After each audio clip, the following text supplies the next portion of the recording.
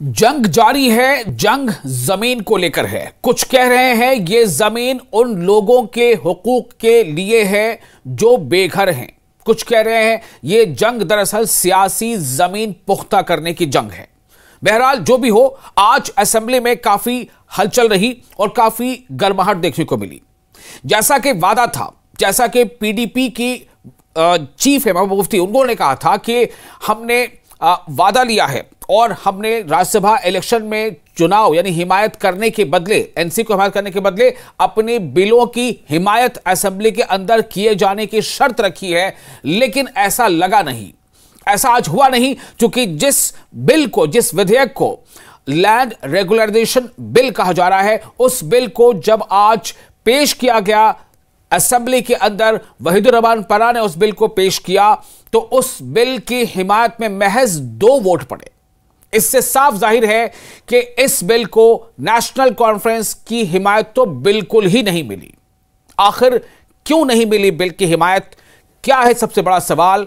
अगर महबूबा मुफ्ती का यह कहना है कि उनसे वादा किया गया था और इसी शर्त के बिना पर पीडीपी ने राज्यसभा चुनाव में एनसी के कैंडिडेट को वोट दिया था, तो क्या महबूबा मुफ्ती के अल्फाज में अगर कहें तो क्या उनके साथ वादा खिलाफी की गई?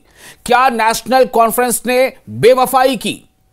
क्या सियासत का चेहरा, क्या सियासत की पहचान यही है, या फिर यह कि उसमें कुछ तर्क है? ऐसे कई सवाल हैं जिसका जवाब ढूंढने की कोशिश करेंगे। इसके अलावा भी आज बहुत कुछ हुआ है, लेकिन जमीन की इस जंग में हर पार्टी इस कोशिश में है कि जहां तक हो सके ज्यादा से ज्यादा जमीन मजबूत की जाए, अवाम की नजर में सियासी ताकत मजबूत बना जाए अवाम की नजर में। तो आज क्या कुछ हुआ और इसके समर्थन में या इसके मुखालफत में किस तरह की आवाज बुलंद हुई, यह आपको बताएंगे। आप बने रहे न्यूज़ 18 JKLH के साथ। आप देख रहे हैं JKLH प्राइम टाइम। मैं हूं विशाल आजम। जिसके पास मकान नहीं उसको भी आप मकान दे दें, जिसके पास घर है और जमीन है उसको घर से निकालेंगे।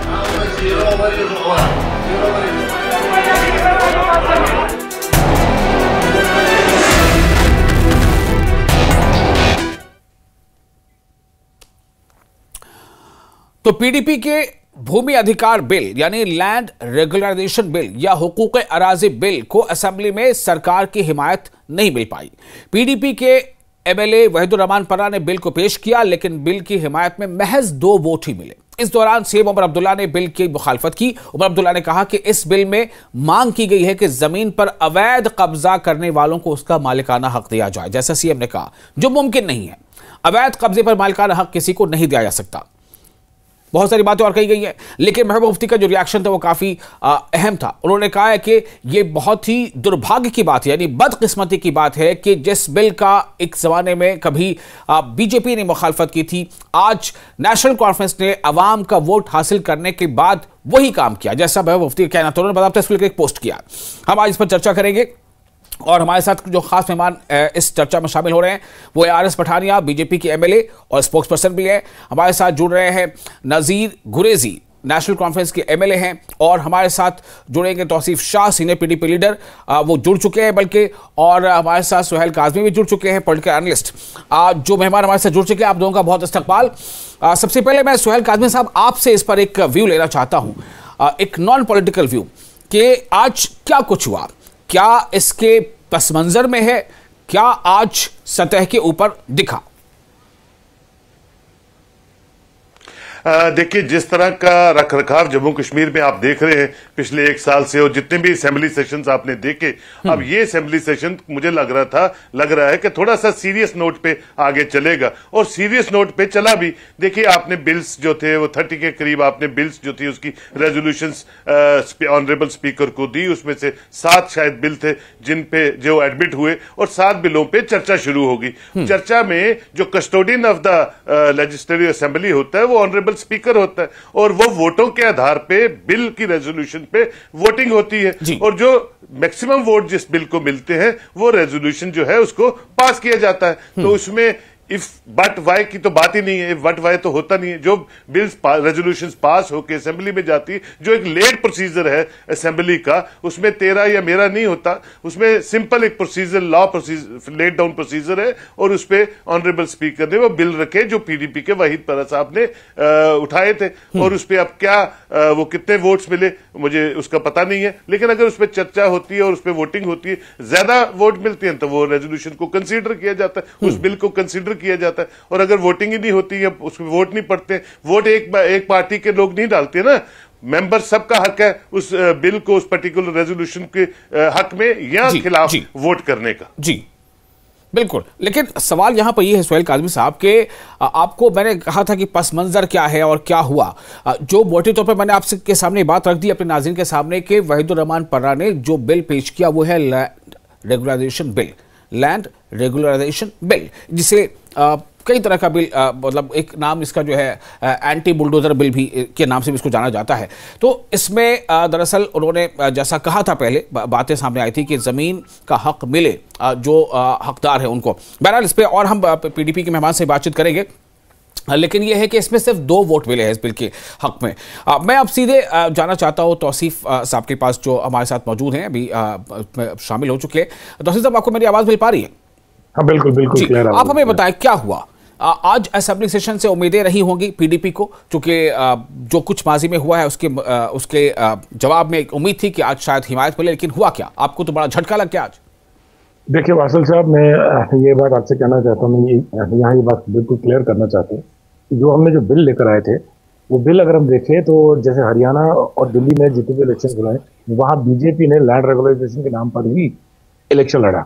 और ये मुझे समझ नहीं आ रहा है कि हमारे चीफ मिनिस्टर साहब हमें लैंड ग्रैबर क्यों कह रहे हैं, या यहाँ की आवाम को लैंड ग्रैबर क्यों कह रही है। तो अगर वहाँ बीजेपी लैंड रेगुलराइजेशन पर दिल्ली में, हरियाणा में इलेक्शन लड़ सकती है, यहाँ क्यों नहीं? दूसरा सबसे बड़ी बात मैं आपसे ये कहना चाहता हूँ कि अगर ये बिल एक्सेप्ट हुई, इन्होंने की होती, तो उसके बाद एक छोटी इसकी कमेटी बनती है, उसमें डिस्कशन में चली जाती, यहाँ पर जो क्लॉज इसमें चेंज करना था या क्लॉज इसमें इंडेक्ट करना था।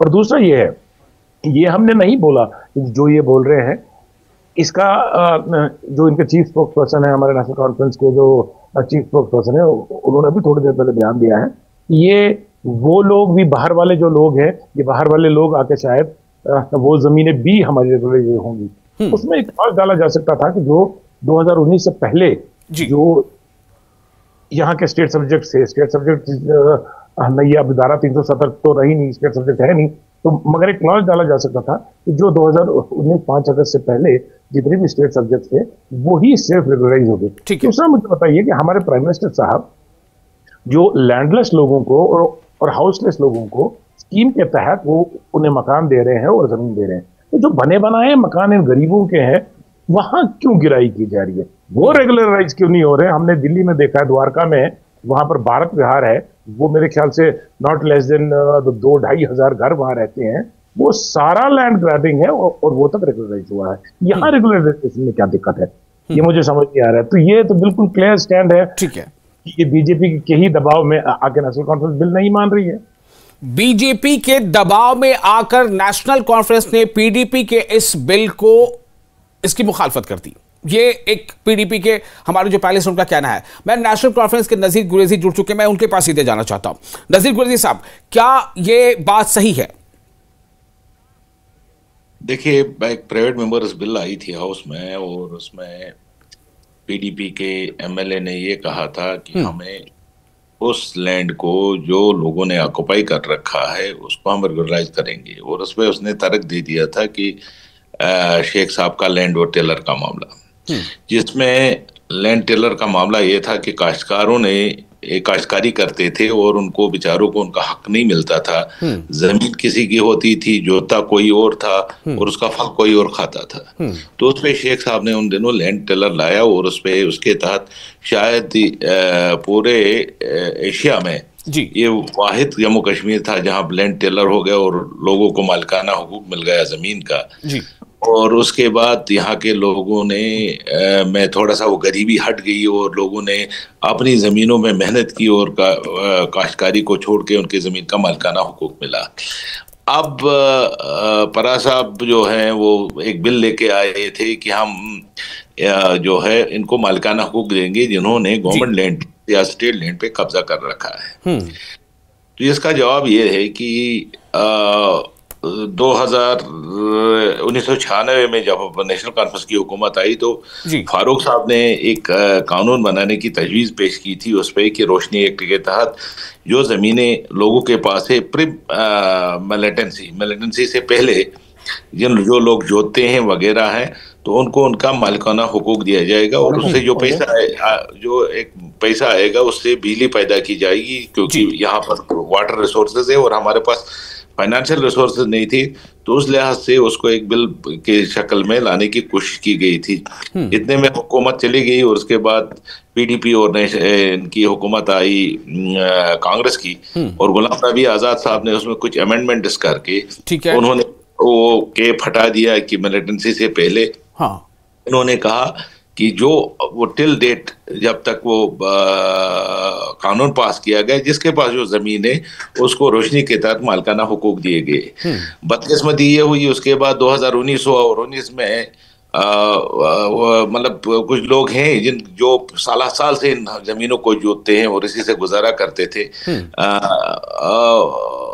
2019 में कोर्ट में उस एक्ट को चैलेंज किया गया और कोर्ट ने उसको कालेदम करार दिया, और कालेदम कराने की भी जिम्मेदारी थी उन दिनों गवर्नर साहब की जो एडमिनिस्ट्रेशन थी, उन्होंने प्लीड नहीं किया उस केस को जिस तरह से प्लीड करना चाहिए था कोर्ट में, और शायद वो भी इस हक में नहीं थे कि ये कानून मनवान जारी रहे।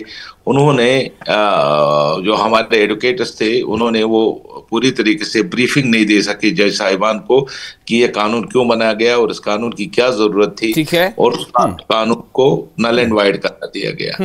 अब परा साहब कह रहे हैं कि नहीं जी आज तक जो जमीन जिसके पास है उसके मालिकाना हुकूक दिए जाए। मुझे ये बताइए, उमर साहब ने जो चीफ मिनिस्टर ने उसने कहा ठीक है यार, गरीब के लिए तो हमारे पास ऑलरेडी एक कानून मौजूद है कि जो लैंडलेस है उनको हम 5 मरला जमीन देंगे, ऑन द बेसिस उसको PMAY के तहत मकान बना के देंगे, वो तो हमारे पास ऑलरेडी कानून मौजूद है।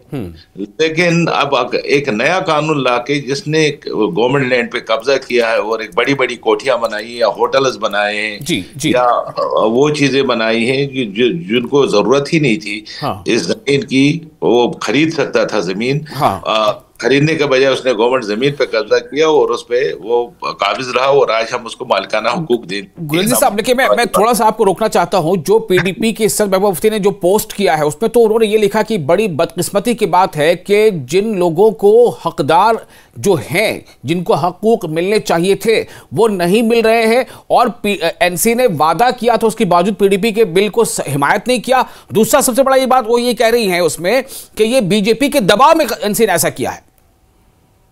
देखिए, नेशनल कॉन्फ्रेंस ये क्या बोलेंगे, महबूबा जी क्या बोलेगी जिसने इस रियासत का तहस नहस कराया, बीजेपी वालों को यहाँ हाथ मिला के यहाँ लाया, और आज वो ये बयान दे रही है कि ये बीजेपी के दबाव में आ रहे हैं।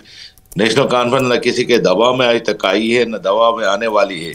जब यही नेशनल कॉन्फ्रेंस है जब फारूक साहब हुकूमत में थे और उन्होंने काफ़ी कोशिश की, जब 2014 में इलेक्शन हुआ उसमें काफ़ी कोशिश की बीजेपी ने हमारे साथ हाथ मिलाने के लिए, लेकिन हम तैयार नहीं हुए।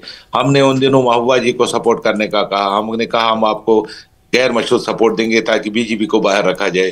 तो ये कहना कि हम बीजेपी से डर रहे हैं, बीजेपी से डरने वाली कोई बात नहीं है, वरना किसी से हम डरते हैं। हम लोगों के नुमाइंदे, नेशनल कॉन्फ्रेंस लोगों से ग्राउंड से बन के तंजीम आई है, लोगों की तंजीम है, ये किसी से नहीं डरती। अगर ये डरती है तो जम्मू कश्मीर के लोगों से डरती है। ठीक है, ठीक है नजीर साहब, अगर आप मुझे इजाजत दें तो मैं जरा बीजेपी के जो हमारे पैनलिस्ट हैं उनके पास भी जाना चाहता हूँ, वो भी हमारे साथ जुड़ चुके हैं।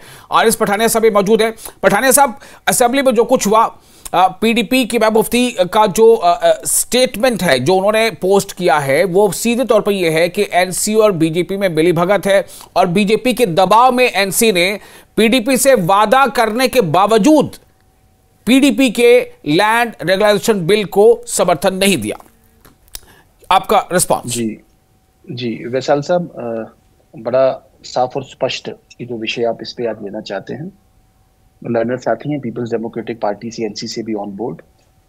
मैं आपको साफ बता दूं एनक्रोचर को जमीन देना ये कोई कानून, कोई भी कानूनी ज्यूरिस्प्रूडेंस, कोई भी एक अंडरस्टैंडिंग ऑफ लॉ, ये किसी भी हक से जायज नहीं। ये तो एक ओटियोस हो गया कि जिसने कभी जमीन को कोई छेड़ा नहीं या कुछ ऐसी शरारत नहीं की तो उसको देखें, जिसने जमीन एनक्रोच कर दी आप उसको गिफ्ट में प्लेट में डाल के दे देंगे। ये कहीं ना कहीं एक सरकार के पास, सरकार अपना एक एसेट खोएगी और कहीं ना कहीं अराजकता को लेजिटिमाइज, एक इरेगुलरिटी को, इलेगिटी को। लेकिन अभी तौसीफ साहब एग्जांपल दिल्ली का दे रहे थे। देखें, not at all, absolutely not. आपको याद होगा कि जगमोहन जी जब दिल्ली के गवर्नर थे, वो जहांगीरपुरी की डेमोलिशन 10,000 झुग्गियां हटा के और आज वहां पे एक दिल्ली का एक बहुत बड़ा उनको फ्लैट्स बना के एक सॉफ्ट रेट्स पे डाल के देते। रेगुलराइजेशन कोई पठानिया साहब, हाँ, मैं यहाँ 2 मिनट बात करना चाहता हूँ। इनसे ये बताइए कि मेरे बहुत जान पहचान के लोग हैं जिन्होंने दिल्ली द्वारका में सिर्फ फ्लैट लिया है और उसका सेल डीड नहीं बनी है, उसका उनको सिर्फ कब्जा मिला हुआ है और आप जाके 10 साल के बाद वो रेगुलराइज हुआ है। ये इनको बता दीजिए जरा। ये बोल रहे हैं कि वहां पर मैं जरा रिस्पॉन्ड करूंगा। देखें दैट इज पठानिया साहब, आप मेरी आवाज सुन पा रहे हैं? हाँ, आपकी आवाज आ रही है।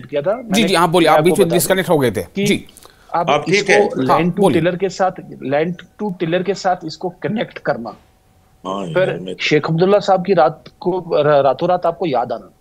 मैं आपको कृपा करके बता दूं जरा सबके ज्ञान के लिए, लैंड टू टिलर 1947 से पहले ईस्ट इंडिया कंपनी ने शुरू किया कि जो एब्सेंटी लैंडलॉर्ड्स थे, उसका पर्पस ये था कि जो लैंडलॉर्ड कभी आए नहीं थे, जो मौका पे एक मौजूद नहीं थे, तो एक पर्टिकुलर एक एरिया ने उन्होंने एक कानून बनाया। पूरे कंट्री में ये लैंड टू टिलर चला, पूरे देश भर में एक ट्रेंड चला। और यहाँ पे शेख मोहम्मद अब्दुल्ला साहब और मिर्जा अफजल बेग, इन 2 लोगों की क्रिएशन थी, ये भी यहाँ पे लाए। हालांकि उस पर सवालिया निशान भी काफी उठे। सवालिया निशान इसलिए उठे कि एग्रीकल्चरल लैंड तो आपने लैंड टू दी टिलर के हदूद में लाया, लेकिन आपने जो बाग, क्योंकि कश्मीर में ज्यादा लोगों के पास ऑर्किड्स थे, तो वो बाग में भी तो लोग काम करते थे, बाग को कभी उसके एक सीलिंग लिमिट में कभी लाया नहीं है। पहला कानून था वो big landed estates abolition act था, जिसे खात्मा चकदरी के नाम से भी कहा गया, लेकिन आपने लैंड को उसमें चले अप्लाई। लेकिन लैंड टू टिलर के साथ इसे इक्वेट करना और इक्वेचर्स को देखें, देयर इज डिफरेंस बिटवीन रोशनी और ये जो आप कहते हैं एनक्रोचमेंट्स को रेगुलराइज करना। रोशनी थी कि लीज होल्ड राइट्स को फुल ऑनरशिप देना, वो एक पार्ट था, लेकिन एनक्रोचमेंट को कभी रोशनी भी कभी रेगुलराइज नहीं करता था कानून। तो ऐसी एक, मैंने कहा, एक ऐसा आइडिया, ऐसा लॉजिक जिसकी कानून में, जिसकी आइन में, जिसकी किसी भी प्रेसिडेंट में कभी प्रेसिडेंट ना हो, कभी ऐसा हुआ ना हो। मैंने आपको दिल्ली साइट किया कि 10,000 झुग्गी झोंपड़ी गिरा के वहां पे फोर्चिबल करके उस पर बुलडोजर चला के और फिर एक डिटेल एक जहांगीरपुरी के नाम से एक वो पूरा का पूरा पैच वहां से निकाल के और फिर एक नया सियासी मकासद के लिए ऐसा होता रहा है। इसके कई एग्जांपल हैं, लेकिन मैं उसको सपोर्ट नहीं कर रहा। मैं सिर्फ तौसीफ साहब की बात ही कर रहा हूं कि तौसीफ साहब, आप कुछ कहना चाह रहे थे बीच में, चूंकि पठानिया साहब डिस्कनेक्ट हो गए थे और टेक्निकल रीजन था। आप कुछ कहना चाहते, कुछ सवाल था आपका? जी पूछ लीजिए। जी, पठानिया साहब के लिए मेरा सवाल है कि देखिए पठानिया साहब, जो दिल्ली की मैं बात कर रहा हूँ, वहाँ बहुत एरियाज हैं जो दिल्ली का द्वारका एक एरिया है जहां पर मेरे दोस्तों का बिल्कुल उन्होंने फ्लैट लिया हुआ है, मगर फ्लैट पर सिर्फ कब्जा है और आप जाके 10 साल के बाद वो रेगुलराइज हुआ है। ये जो आप बता रहे हैं कि ये जो जहांगीरपुरी को बता रहे हैं आप, वो जहांगीरपुरी बहुत पहले हुआ है। वो तब मेरे ख्याल से इंदिरा गांधी प्राइम मिनिस्टर हुआ करती थी, जगमोहन वहां के गवर्नर या पता नहीं क्या हुआ करते थे वो, मेरे ख्याल से मिनिस्टर वगैरह। तो हम अभी की बात कर रहे हैं कि अगर ये कानून जैसे आपका बीजेपी का जो कहना है, एक one constitution, one law, one country, ठीक है।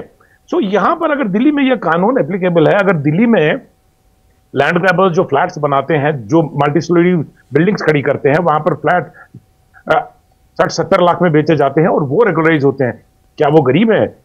यहां के लिए आपका डिफरेंट रूल क्यों है? ठीक है, आप जवाब भी सुन लीजिए। जी हाँ, पहले शब्द ही आप लैंड ग्रैबर यूज कर रहे हैं। लैंड ग्रैबिंग डायरेक्टली एक ऑफेंस है, this is a criminal offence, और क्रिमिनल ऑफेंस पे सरकार मेहरबान हो। बड़े अफसोस की बात है कि सस्ती और चीप राजनीति करने की कोशिश की है आपने, और एक जो इक्वेशन ड्रॉ करने की कोशिश, यानी दिल्ली की सरकार बड़ी चीप राजनीति कर रही है। मैं सिरे से उसको नकारता हूं, मैं सिरे से उसको डिसमिस करता हूं, और एक बहुत बड़ा लॉस सरकार को हो जाएगा। सरकार की सैकड़ों हजारों कनाल लग जाएगी। और सेकेंडली बहुत बड़ा एक एसेट सरकार को होगी। क्या दिल्ली की सरकार, क्या दिल्ली की बीजेपी सरकार भी चीप पॉलिटिक्स कर रही है? इंटरप्टेड यू ना, this is not the way, please. I have not interrupted you, please allow me to do. Illegality को लेजिटिमाइज करना जो अपने आप में बहुत बड़ा एक बैड प्रेसिडेंट सेट करना है। और ये कानून इंट्रोड्यूस करके भी आपने, मेरी बात माइट मत करें, बड़ी विनम्रता से मुझे सम्मान है आपकी पॉलिटिकल पार्टी का, आपकी पॉलिटिकल पार्टी का एक एजेंडा, एक व्यू पॉइंट है। आपकी पॉलिटिकल पार्टी नेशनल कॉन्फ्रेंस के साथ आपने, उनका एक बड़ा पुराना एक डायनेस्टिक रूल था, आपने इसको कश्मीर में चैलेंज किया। I have respect for you, but ये जो स्टेप आपने किया, दिस इज ए सुसाइडल। आपने अपनी पूरी ग्रेस को, पूरे एक ना सिर्फ जम्मू कश्मीर, ठीक है, मुझे थर्ड इंटरवेंशन लेने दीजिए। दिल्ली में क्या आप ये कहना चाहते हैं कि बीजेपी की जो सरकार है वो भी चीप पॉलिटिक्स कर रही है? क्या वो भी सत्ता से गिर गई है? देखें, बीजेपी का क्वेश्चन डज नॉट अराइज। मैंने कहा इलीगैलिटी को लेके, एनक्रोचमेंट को लेके या ग्रैबिंग को लेके रेगुलराइज करना और बीजेपी उसकी सपोर्ट पे खड़े हो, सवाल नहीं पैदा हो। एक मिनट पार्टी से विरोध करेगी। सुहेल काज़मी साहब, आपके पास आ जाता हूं, फिर गुलेरिया साहब से रिएक्शन नहीं होगा। सुहेल काज़मी साहब, कुछ बातें यहां पर ये हैं, क्या इस बिल को खारिज किए जाने का एक बड़ी वजह सिर्फ यही है कि तमाम लैंड ग्रैबर्स को हुकूक मिल रहे थे कि जमीन आपकी हो जाएगी, या इसमें वाकई कुछ ऐसे लोग भी थे जिनको अशद जरूरत है कि जिस जमीन के जिस हिस्से पे वो रह रहे हैं या कुछ अगर खेती वगैरह कर रहे हैं वो उनके लिए है, उनके पास कुछ है ही नहीं, तो उनको हुकूक मिल जाए, चूंकि वहीं के हैं और वहीं की जमीन है, वहीं की पैदाइश है उनकी। सुहेल साहब, देखिए सर, दोनों पॉइंट हैं इसमें, लेकिन ज्यादातर जो प्रॉब्लम रही है, जितनी भी स्टेट लैंड्स आज तक रेगुलराइज हुई हैं, वो पहले लैंड ग्रैब्ड हुई हैं। लैंड ग्रैब्ड होने के बाद वो डिफरेंट क्वार्टर्स में बेची गई हैं, चाहे वो जम्मू है, चाहे कश्मीर है, और उसके बाद उनको रेगुलराइज किया गया है, चाहे वो नानक नगर है, प्रीत नगर है, चाहे वो विधाता नगर है, चाहे कुछ और इलाके हैं जम्मू में भी, और इसी तरह कश्मीर में भी हैं। तो पहले लैंड ग्रैबिंग तो है ही है। अब रहा जो गरीब लोग हैं, जिनको जरूरतमंद लोग हैं, वो कितने परसेंट है? वो ठीक है, प्राइम मिनिस्टर का भी एक स्कीम है कि 5 मरला का जो हर इंसान को अपना छत, ये पॉलिसी सेंट्रल स्पॉन्सर स्कीम्स में चल रही हैं, लेकिन ज्यादातर मुद्दे जो है वो लैंड ग्रैबिंग के ही हैं, और थोड़ी जमीन नहीं है, लाखों कनालों के हिसाब से ग्रैब्ड हुई हैं, और इनकन्वीनियंस विद द सरकारों के साथ साथ मिलकर बाद में उनको रेगुलराइज करने का चलन पहले भी रहा है। नजीर गुलेरिया साहब, एक बात यहां पर यह है, मैं उस तरफ आना चाहता हूं। महबूबा मुफ्ती ने बाज़ाब्ता मीडिया के सामने बात कही थी कि फारूक साहब का मुझे फोन आया था, उनको मुझे वोट, पीडीपी के वोट की हिमायत चाहिए थी। मैंने कह दिया कि राज्यसभा में हम आपको हिमायत करेंगे, लेकिन हमारी कुछ शर्तें हैं। और ये मतलब लोग, जम्मू कश्मीर की आवाम इस बात को जानती है। अब जाहिर सी बात है कि पीडीपी ये कही कि देखिए जी, आवाम के हक में हमने आवाज उठाई थी और एनसी ने हमें धोखा दे दिया, हमारे पीठ पे छुरा भोंक दिया, ये कही जाएगी बात। अब इस सियासी नैरेटिव से नेशनल कॉन्फ्रेंस कैसे लड़ेगी? देखो, हमने कभी सियासत नहीं की है इन चीज़ों पे। जम्मू कश्मीर लोगों के जहाँ पर राइटर्स हैं, उनका तहफ़्फ़ुज़ हमेशा नेशनल कॉन्फ्रेंस ने किया है। महबूबा जी क्या कहती हैं, वो क्या बोलती है, वो एक अलग इशू है। जहाँ तक सवाल है, आप ये एक फ्लड गेट खुलता उन लोगों के लिए, कल बाहर से भी आके लोग यहाँ जुगी झोपड़ी रातों बरात खड़ा कर देते और सुबह कहते कि जाके भाई हमने इसको रेगुलराइज करो, क्योंकि आपका एक्ट कहता है इसको रेगुलराइज करने के लिए। जैसे पठानिया साहब ने सही कहा कि एक लेबर जो है वो ग्रेब करेगा जमीन को। एक दो बेचारे गरीब लोग जिनके पास जमीनें नहीं है, जिनको रहने के लिए मकान नहीं है, उनके लिए ऑलरेडी हमारे पास लॉ पड़ा हुआ है, उस लॉ के तहत 5 मरले मिल रहे हैं।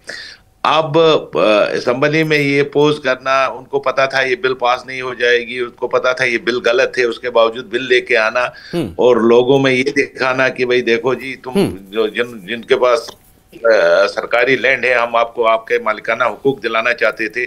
महबूबा जी अगर सेंसियर होती, पीडीपी सेंसियर होती, तो तब जाके लड़ती जब रोशनी एक्ट खत्म किया गया, जिससे काफी लोगों का, बेचारों का, जिस साल से, मतलब मैं कहूँगा 70-80 साल से उन जमीनों को जोतते थे, उन जमीनों पे जिंदगी बसर करते थे, उन्हीं पे सब कुछ उनका गुजारा था। तो उनके हक के लिए अगर वो कोर्ट में जाके लड़ती, तो हम कहते हैं कि भाई ये सही मानों में लोगों के लिए चाहते हैं, लोगों को आराम पहुंचे, हक पहुंचे। ये अब एक कैमरा के लिए या एक लोगों को दिखाने के लिए कि हम जी ये बिल लेके आए थे और नेशनल कॉन्फ्रेंस ने इस बिल को की मुखालफत की, ये कोई भी दुनिया का कानून नहीं मानता है। अगर आप जाके सरकारी लैंड को ग्रेब करोगे और उसके बाद आपको इसकी राइट्स दे देंगे, नहीं, देखिए मेरी बात खत्म होने दीजिए। जहां सवाल है कि गरीब का, उसके लिए ऑलरेडी है कि डीसी को एथराइज किया गया है कि जिसके पास जमीन है ही नहीं टोटली, उसको एक तो पीएमएवाई के तहत उसको मकान के लिए पैसा मिलेगा और दूसरा 5 मरले जमीन मिलेगी। अब जो लोग जिन्होंने बड़ी बड़ी चंक सब जमीन पे जाके कब्जा करेंगे और उसके बाद होटल्स बनाएंगे, उसके बाद बड़ी बड़ी बिल्डिंगें बनाएंगे, वहां उस बिल को लेके आएंगे कि भाई उनको रेगुलाइज करो, ये नामुमकिन वाली बात है। ठीक है पठान साहब, फाइनल कमेंट, वक्त बहुत कम है जी। ये एक प्रॉब्लम है कश्मीर सेंट्रिक पॉलिटिकल पार्टीज में, और पीडीपी और नेशनल कॉन्फ्रेंस में खासकर बेशतर नॉन इश्यूज को क्रिएट करना, लोगों को सब्ज बाग दिखाने, स्मोक स्क्रीन क्रिएट करनी, शैडो बॉक्सिंग करनी, जिनमें सच्चाई कोई नहीं, जिनमें एक लॉजिक कोई नहीं, जिनमें रीजनिंग कोई नहीं। ये हर एक आदमी कश्मीर में जानता है और पीपल्स डेमोक्रेटिक पार्टी भी जानती है। आज उनका जिस तरीके से एक्सपोजर, मैं वेलकम करूंगा चीफ मिनिस्टर साहब ने जिस तरीके से expose on the floor of the assembly इन्हें किया, मुझे लगता है उसके बाद भी ये तो शेमलेसनेस की हद होगी कि आप एक ट्विटर वॉर, एक ये सोशल मीडिया पर एक नया वारफेयर आप इसमें डिक्लेयर करेंगे। Very unfortunate. तौसीफ साहब यहाँ से आगे क्या? पीडीपी अभी पन्ना साहब ने बिल वापस लिया नहीं है, ये तो मुझे जानकारी है। मैं मेरे भाई नजीर कुरैशी साहब को जवाब देना चाहता हूँ। हाँ जल्दी से, वक्त बहुत कम है। जी नजीर कुरैशी साहब, जो आपने महबूबा मुफ्ती का नाम लिया, शायद आपको चाहिए था कि उमर अब्दुल्ला का नाम ले। जैसे हमने केस नहीं किया वैसे आपने भी कोई केस नहीं किया। सो आप शायद ये दिखाना चाहते हैं कि हम अगर लोगों के सपोर्ट में होते तो हमने केस किया होता। तो आप नेशनल कॉन्फ्रेंस की तरफ से कोई पहल नहीं आई, हमारी तरफ से बहुत बयान आए, हमारी तरफ से बहुत डिबेट्स है, मगर ये वो टाइम है गवर्नर रूल का कि जब आपके उमर साहब बिल्कुल चुपचाप लिहाफ ओढ़ के बैठे हुए थे, वो बिल्कुल मीडिया के सामने तक नहीं आते थे। उन्होंने इस चीज पर एक बात भी नहीं की है कि जब रोशनी स्कीम को विड्रॉ किया गया, जबकि महबूबा मुफ्ती साहिबा ने अपने हर स्टेज पर। तौसीफ साहब आगे क्या, आगे क्या, व्हाट नेक्स्ट, क्या करेंगे, पीडीपी क्या करेगी? देखिए बिल तो हमारा दोबारा रेजोल्यूशन तो we will try to do it. ज्यादा से ज्यादा 5 साल वेट करना पड़ेगा। 5 साल तो नहीं तो 40 साल हो गया, एक साल तो बीत गया। जितने भी वेट करना पड़ेगा, विल वेट।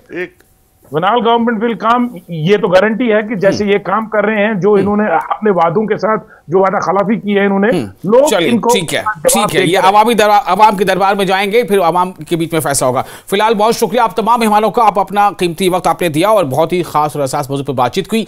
तो ये है पूरा मामला, आपने तमाम लोगों के बयान सुने हैं, दलीलें सुनी है। अब आगे देखना है कि ये नैरेटिव आगे ग्राउंड पर किस तरह से उतरता है और कैसे इसका सियासी फायदा या नुकसान उठाने की कोशिश होती है।